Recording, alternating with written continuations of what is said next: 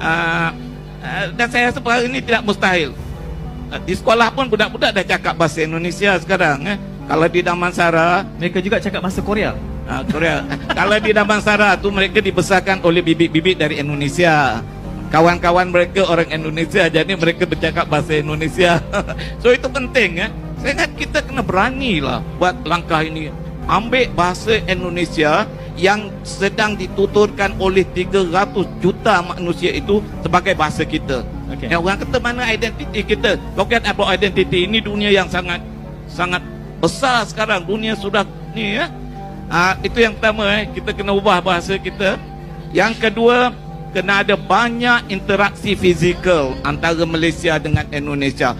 Kerajaan mesti bagi ITBM 100 juta setahun untuk menyokong kegiatan kita nak pergi Indonesia.